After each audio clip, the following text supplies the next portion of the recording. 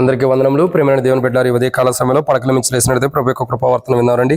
ఈరోజు బుధవారము 10వ తారీఖు జూన్ నెల 2026 సంవత్సరం. ఈ ఉదయ కాల సమయంలో పడకల మించి లేసినట్లయితే ప్రభు యొక్క కృపావర్తన విన్నారండి. ఇర్మియా గ్రంథము 31వ అధ్యాయము 4వ వచనం. ఇర్మియా గ్రంథము 31వ అధ్యాయము 4వ వచనాన్ని మనం జ్ఞాపకం చేసుకుంటూ వద్దాం. నేను చదువుతున్నా చూడండి. ఇశ్రాయేలు కన్యక, నీవు కట్టబడినట్లు నేను ఇక మీదట నిన్ను కట్టింతును, నీవు మరలా తంబురులో వాయింతువు, సంభ్రమపడు వారి నాట్యంలో కలిసేదవు.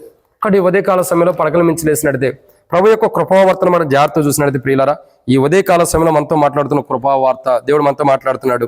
నీవు కట్టబడినట్లు నేను ఇక మీదట నిన్ను కట్టింతున్నా అంటున్నాడు. సో ఎవరి గురించి ఈ మాట మాట్లాడుతున్నాడంటే ఇక్కడ రాయబడుతున్నమాట ఇశ్రాయేలు యొక్క కన్యక గురించి. ఇశ్రాయేలు యొక్క కన్యక, నీవు కట్టబడినట్లు నేను ఇక మీదట నిన్ను కట్టుదును అన్నాడు. అసలు ఇశ్రాయేలు యొక్క కన్యకను గురించి కడతానని ప్రభు అంటున్నాడు. ఇశ్రాయేలు యొక్క కన్యక అంటే ఏంటి అని అంటే కొన్ని విషయాలు బైబిల్లో ఉన్నాయి. కన్యక అంటే, ఇశ్రాయేలు యొక్క కన్యక అంటే ఏంటంటే కొన్ని విషయాలు బైబిల్లో ఉన్నాయి. దాన్ని ఈ యొక్క వ్యాఖ్యానంలో రాయబడిన అర్థాలు చెప్పినట్లయితే ఒక 5 కోణాలు చెప్పొచ్చు. ఇర్మియా గ్రంథం 31:4 ప్రకారం ఇశ్రాయేలు కన్యక అంటే మొదటిది మనం చూడొచ్చు స్వచ్ఛత.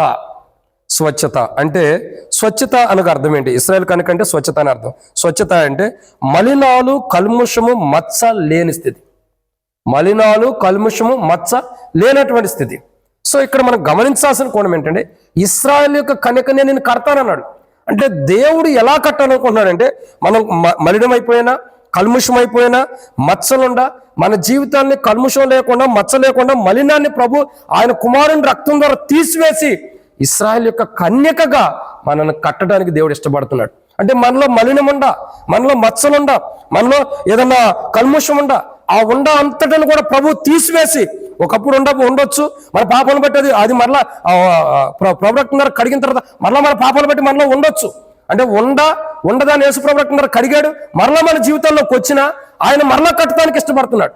ఆయన మరలా కడతానికి ఇష్టపడుతున్నాడు. ఆయన కట్టడానికి ఇష్టపడుతూ వస్తున్నాడు. ఆయన కట్టేవాడు కొంటున్నాడు. ఆయన ఎలా కడుతున్నాడు అంటే ఇశ్రాయేలు కన్యకగా మనం కడతానికి ఇష్టపడుతున్నాడు. ఇశ్రాయేలు కన్యక అంటే స్వచ్ఛత. అంటే మలినము, కల్ముషము, మచ్చాడాగులుంటే, రక్షించబడిన మనలో కూడా మచ్చాడాగులుంటే వాటన్నిటిని మరలా తీసివేసి మరలా మనల్ని కట్టడానికి ఇష్టపడుతున్నాడు. మనలో మచ్చ ఉండా, కల్ముషం ఉండా, మనలో ఏదన్నా సరే మలినం ఉండా, రక్షించబడిన తర్వాత కూడా మనలో మలినం, కల్ముషం, మచ్చలుండా ఆయన కుమారుని రక్తం ద్వారా మరలా తిరిగి మనల్ని ఇశ్రాయేలు కన్యకగా కట్టడానికి దేవుడు ఇష్టపడుతున్నాడు. ఇది మొదటి కోణం. రెండో కోణం చూద్దామా? నిర్గమకాండం 31:4 ప్రకారం ఇశ్రాయేలు కన్యక అంటే అర్థం ఏంటంటే రెండో విషయం పవిత్రత. అంటే దేవుని స్వభావమును ప్రతిబింబించేదని అర్థం. పవిత్రత. ఇశ్రాయేలు కన్యకగా దేవుడు కట్టడానికి ఇష్టపడుతున్నాడు. ఇశ్రాయేలు కన్యక అంటే స్వచ్ఛత, అంటే మలినము, కల్ముషము, మచ్చ లేని దానిగా కట్టడానికి ఇష్టపడుతున్నాడు. అలా రక్షించబడిన తర్వాత అలా మళ్ళీ తిరిగి కట్టడానికి ఇష్టపడుతున్నాడు. 2 ఇశ్రాయేలు కన్యకగా కడతాను అంటే పవిత్రత అంటే అర్థం ఏంటి? దేవుని స్వభావమును ప్రతిబింబించేది. అంటే దేవుని స్వభావమును కనపరిచేది, దేవుని స్వభావమును బయలుపరిచేది, దేవుని స్వభావం ఇతరులకి కనపరిచేది. అంటే ఇశ్రాయేల్ కన్యక అంటే దేవుని యొక్క స్వభావం ప్రతిబింబించేది. అంటే దేవుని యొక్క స్వభావం ఇతరులకి తెలియపరిచేది. కాబట్టి అలా పవిత్రతగా, అంటే పవిత్రమైన ఇశ్రాయేల్ కన్యక అంటే దేవుని యొక్క స్వభావం, ఆ పవిత్రమైన దేవుని స్వభావాన్ని ఇతరులకు తెలియపరిచేదిగా, ప్రతిబింబించడం అంటే ఇతరులకి కనపడేదిగా, దేవుని యొక్క స్వభావం మనలో నుండి ఇతరులకు కనపడేటట్టు దేవుడు మనల్ని కట్టడానికి ఇష్టపడుతున్నాడు. రక్షణ పొంది, మారుమనసు పొంది కూడా దారి తప్పిన మనల్ని తిరిగి ఆయన యొక్క స్వభావం మనలో ప్రతిబింబించేటట్టు, ఇతరులకు కనపడేటట్టు మనం కట్టడానికి ఇష్టపడుతున్నాడు. ఇది 2. మూడో కోణాన్ని చూసినట్టే ఇది ఇర్మియా గ్రంథం 31వ అధ్యాయం. ఇర్మియా గ్రంథం 31వ అధ్యాయం 4వ వచనం. ఇశ్రాయేలు కన్యకగా దేవుడు కట్టడానికి ఇష్టపడుతున్నాడు. ఇశ్రాయేలు కన్యక అంటే మూడవదిగా అవినీతి లేనటువంటి స్థితి. ఇశ్రాయేలు కన్యకగా దేవుడు మనం కట్టడానికి ఇష్టపడుతున్నాడు. ఏంటంటే అవినీతి లేనటువంటి స్థితి. అంటే ఏ విధమైన చెడు పాపాలు లేనటువంటి స్థితిగా దేవుడు మనల్ని కట్టడానికి ఇష్టపడుతున్నాడు. ఏ విధమైన చెడు పాపాలు, ఏ విధమైనటువంటి చెడుతో కూడిన పాపాలు మనలో లేకుండా ఆయన మనల్ని కట్టడానికి ఇష్టపడుతున్నాడు. ఇశ్రాయేలు కన్యక వలె. అంటే రక్షించబడిన మనం, మారుమనసు బాప్తిసం పొందిన మన జీవితాల్లో ఏమైనా చెడు మనలోకి వస్తే, ఏమైనా దేవునితో అంటే ఒక రకంగా చెప్పాలంటే అవినీతితో కూడినవి, అంటే ఏదైనా సరే చెడు పాపాలు మనలోకి వచ్చినట్టయితే, ఏదైనా చెడు వచ్చినా, ఏదైనా పాపాలు వచ్చినా, ఇవి అవినీతితో కూడినవి. ఇవి మనలోకి వచ్చినప్పటికీ, మనం ఇశ్రాయేలు కన్యక లాంటి స్థితిని పోగొట్టుకున్నప్పటికీ తిరిగి మరలా ఇశ్రాయేలు యొక్క కన్యక స్థితిని మనకి ఇస్తానని దేవుడు మాట్లాడుతున్నాడు. ఇది 3వ కోణం. నాలుగోదిగా ఇశ్రాయేల్ ఇర్మీయా గ్రంథం 31:4 ప్రకారం ఇశ్రాయేల్ కన్యకగా నేను కడతాను అన్నాడు. ఇశ్రాయేల్ యొక్క కన్యక నిన్ను కడతానని దేవుడు అన్నాడు. ఇశ్రాయేల్ యొక్క కన్యకని దేవుడు కడతాను అన్నాడు. ఇశ్రాయేల్ యొక్క కన్యక అంటే ఏంటంటే మొదటిది స్వచ్ఛత, అంటే మలినము కల్ముషము మచ్చ లేనిదిగా కడతాను అన్నాడు. 2 పవిత్రత, అంటే దేవుని స్వభావం ప్రతిబింబించేది అన్నారు. 3వదిగా చూస్తున్నట్టయితే అవినీతి లేని స్థితిగా, అంటే ఏ విధమైన చెడు పాపం లేని దానిగా లేనటువంటి గుణంతో కట్టడానికి ఇష్టపడుతున్నాడు. 4వ విషయాన్ని చూసినట్టయితే ఇక్కడ రాయబడుతున్నమాట నిర్గమాకాండం 31 ఇర్మీయా గ్రంథం 31:4 వచనం ప్రకారం ఇశ్రాయేల్ కన్యక నేను కడతానన్నాడు. ఇశ్రాయేల్ యొక్క కన్యకగా దేవుడు మరలా మనల్ని కట్టడానికి ఇష్టపడుతున్నాడు. ఆ కన్యక తత్వం, అంటే ఆ పరిశుద్ధత, ఆ జీవితాన్ని పోగొట్టుకుని మనకు మరలా తిరిగి కట్టడానికి ఇష్టపడతాను అన్నాడు. ఇశ్రాయేల్ యొక్క కన్యక అంటే 4వదిగా దేవునితో స్నేహము, అంటే సంబంధం, దేవునితో స్నేహంతో కూడిన సంబంధమును సూచిస్తుంది.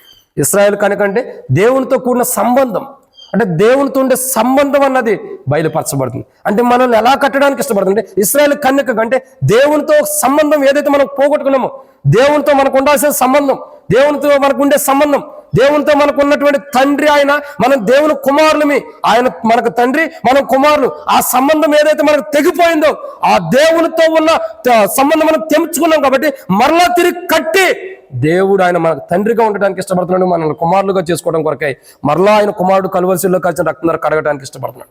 మరలా అంటే ఆయన మరలా చనిపోయాడు కాదు, ఆయన కుమారుని రక్తం ద్వారా మరలా మనల్ని కడగడానికి ఇష్టపడుతున్నాడు. ఏదైతే దేవునితో ఉండే సంబంధం, మనకు సన్నిహితమైన సంబంధం, శ్రేయపూరితమైన సంబంధం, ఆయన తండ్రి మన కుమారులైన సంబంధం తెగిపోయిందో మన పాపాలను బట్టి దాన్ని తిరిగి మరలా కడతానంటున్నాడు. ఇదన్నమాట 4. ఇశ్రాయేల్ కన్యకగా మనల్ని కడతానంటున్నాడు. ఇశ్రాయేల్ యొక్క కన్యకనే నేను కడతానంటున్నాడు. అంటే ఇశ్రాయేల్ కన్యక వల్లే మనల్ని కూడా కడతానంటున్నాడు. అంటే ఆయనతో ఉన్న సంబంధం ఏదైతే మనకు తెగిపోయిందో దేవునితో సంబంధం తిరిగి దాన్ని కడతానంటున్నాడు. ఇది 4. 5వ విషయం చూద్దామా రండి. ఇర్మీయా గ్రంథం 31:4 వచనం ఇశ్రాయేల్ యొక్క కన్యక నీవు యొక్క కట్టబడదు అంటున్నాడు. ఇశ్రాయేల్ యొక్క కన్యక వల్లే మనల్ని కూడా దేవుడు కడతాడు. అంటే కట్టడం అంటే 4వ కోణం. ఇశ్రాయేల్ యొక్క కన్యక అంటే దేవునిలో నమ్మకమైన సంబంధం కలిగింది, దేవునిలో నమ్మకమైన సంబంధాన్ని సూచిస్తుంది. దేవునిలో ఉన్నటువంటి నమ్మకమైన సంబంధం ఈరోజు మన జీవితంలో మనం గమనించాలి. ఏంటంటే దేవుడు మనల్ని తిరిగి మరలా కట్టడానికి ఇష్టపడుతున్నాడు. ఎలా కట్టుతున్నాడు అంటే దేవునిలో ఒక నమ్మకమైన వారుగా, ఎలాగంటే దేవునిలో ఒక నమ్మకమైన వారుగా, ఒక నమ్మకస్తులుగా దేవుడు మనం కట్టుకోవడానికి ఇష్టపడుతున్నాడు. ఒకప్పుడు ఆయనలో ఉండాలన్న నమ్మకత్వాన్ని మనం కోల్పోయాం. మనం నమ్మకస్తులు కొనుక్కోకుండా, నమ్మకమైన వారు కొనుక్కోకుండా, నమ్మకమైన స్థితిని మనం కోల్పోయాం. నమ్మకం లేని వారుగా, ఆ దేవుడు మన ఏళ్ళ కలిగి ఉన్న నమ్మకాన్ని మనం పోగొట్టిన వారు ఉన్నాం. కానీ తిరిగి ఆ నమ్మకాన్ని మరలా కట్టడానికి దేవుడు ఇష్టపడుతున్నాడు. ఏ నమ్మకాన్ని అయితే దేవుళ్ళు నమ్మకస్తులు కొనుక్కోకుండా కోల్పోయామో, ఇశ్రాయేల్ కన్యక దేవుళ్ళు నమ్మకమైనది, నమ్మకస్తురాలు. అలాంటి నమ్మకస్తురాలుగా, నమ్మకమైన వారిలాగా దేవుడు మనల్ని తిరిగి కట్టడానికి ఇష్టపడుతున్నాడు క్రీస్తులో. ప్రియులారా, అందుకే అంటాడు నీవు కట్టబడినట్లు నేను ఇక మీదటి నిన్ను కట్టించను అంటున్నాడు. ఎలా కట్టిస్తున్నాడు అంటే మనల్ని ఇశ్రాయేల్ కన్యక వల్లే కట్టిస్తున్నాడు మనల్ని.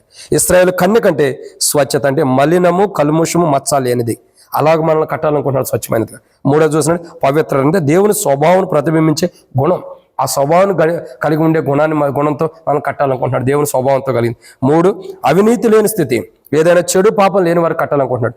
4 దేవునితో సన్నిహిత సంబంధం, అంటే ఆయన తండ్రి మన కుమారుడు అనే సంబంధాన్ని తిరిగి మరలా ఆ అనుభవం కట్టాలనుకుంటున్నాడు. 5వదిగా చూసినట్టయితే దేవునిలో నమ్మకమైన సంబంధం, నమ్మకమైన సంబంధం సూచిస్తుంది. అంటే ఇశ్రాయేల్ కనుకంటే దేవునిలో నమ్మకత్వం కలిగిందని అర్థం. ఆ నమ్మకమైన వారికి దేవుడు మరలా మనం కట్టడానికి ఇష్టపడుతున్నాడు. ప్రియుడా, ఈ ఉదయకాలం పడక నుంచి లేసినట్టయితే ఏడైతే మలినము కల్ముషం మచ్చ ఉందో స్వచ్ఛగా నేను కట్టాలనుకుంటున్నాడు. ఏదైతే దేవుని యొక్క స్వరూపాన్ని ప్రతిబింబించి అనుకోని కోల్పోయావో దాన్ని నీకు తిరిగి మళ్ళీ పవిత్రత ఇవ్వాలనుకున్నాడు. ఏదైతే చెడు పాపం చేసి అవినీతి యొక్క స్థితిలోకి వచ్చేసామో రక్షించబడి కూడా మరలా తిరిగి నీతి మంతులు కట్టాలనుకుంటున్నాడు. 4వదిగా చూసినట్టయితే దేవునితో సన్నిహితమైన సంబంధం ఏదైతే మనకు కట్ అయిపోయిందో తిరిగి దాన్ని ఇవ్వాలనుకుంటున్నాడు, కడతానంటున్నాడు మరలా. 5 ఏదైతే దేవునిలో ఉండే నమ్మకాన్ని మనం కోల్పోయామో ఆ నమ్మకంగా మరలా కట్టాలనుకుంటున్నాడు దేవుడు. ఇట్లాంటి అనుభవం దేవుడు కట్టాలని ఇష్టపడుతున్నాడు. అలా దేవుని ద్వారా మనం కట్టబడటం కొరకై దేవుడు ఇశ్రాయేల్ యొక్క కన్యకను కడతానంటున్నాడు. ఇశ్రాయేల్ యొక్క కన్యక నేను కడతానంటున్నాడు. అలా రీతిలో ఇశ్రాయేల్ యొక్క కన్యక అంటే ఎలా ఉందో మనం చూసాం. అలాగే ఇశ్రాయేల్ యొక్క కన్యక వలె దేవుడు మనల్ని కూడా కట్టినట్టు, దేవుడు క్రీస్తు యేసులో మనల్ని కట్టినట్టు ప్రభు మనకి సహాయం చేయను గాక ప్రార్థన. మమ్మల్ని మిక్కులుగా ఎక్కువగా ప్రేమించిన ప్రియ పరలోకపు తండ్రి వందనాలు. ఇశ్రాయేల్ యొక్క కన్యకని మరలా నేను కడతాను, తిరిగి నేను కడతాను అంటున్నాడు ప్రభు. అన్నాడు కదా, అంటున్నారు మీరు ఇశ్రాయేల్ యొక్క కన్యకను కట్టే దేవుడు, మమ్మల్ని కూడా ఇశ్రాయేల్ యొక్క కన్యక వల్లే రక్షణ మార్మస్ బాప్తిసం పొంది కూడా ఏదైతే ఇశ్రాయేల్ కన్యకగా ఉండకుండా మేము దారి తప్పిపోయాము, తిరిగి మమ్మల్ని కట్టి శత్రువు యొక్క ఆలోచన కూడా కూలద్రోసి మమ్మల్ని ఇక్కడి నుంచి ఆత్మీయంగా మీరే కట్టి మహిమ పొందమని, ఇశ్రాయేల్ యొక్క కన్యకగా కట్టి మహిమ పొందమని యేసు ప్రభు నామములో ప్రార్థిస్తున్నాను తండ్రి, ఆమేన్. ప్రియమైన దేవుని బిడ్డలారా, అందరికీ మన ప్రభువైన యేసుక్రీస్తు నామములో శుభవందనములు. Praise the lord.